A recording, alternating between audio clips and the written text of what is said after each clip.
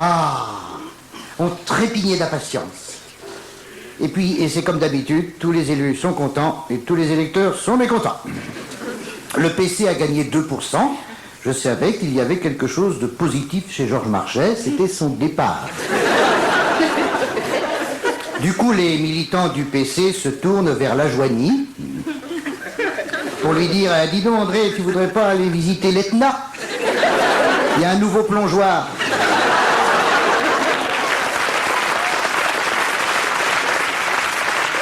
Je suis content d'aller plonger.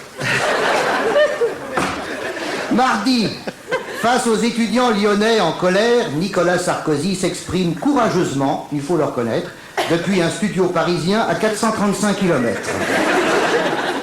En couverture de l'événement du jeudi, ce titre « Faut-il baisser les salaires ?»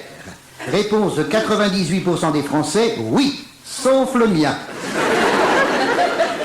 Mercredi, je suis vexé.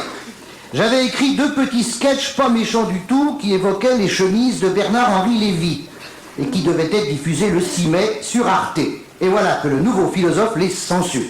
Monsieur BHL ne veut pas être cité à l'antenne, surtout dans un contexte satirique. Monsieur BHL brame la liberté à Sarajevo et pratique la censure à Paris. C'est la nouvelle philosophie. Alors je vais être méchant. Bernard-Henri Lévy, mieux vaut lire tes chemises quand il était libre, et paf.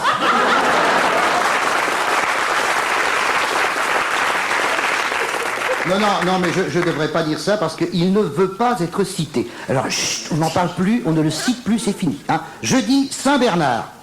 Merde. Paul Touvier est fatigué. Et je le comprends, c'est vrai, enfin, messieurs les magistrats, arrêtez de le torturer avec vos questions.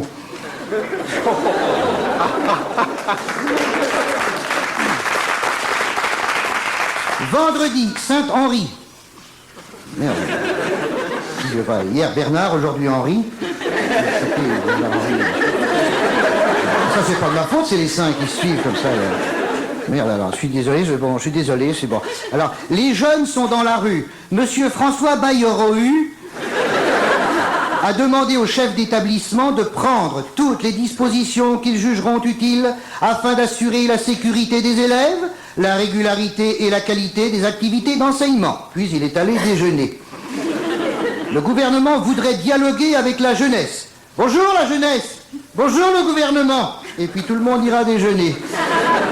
Enfin, samedi, un Saint-Lévy. Oh ben non, alors...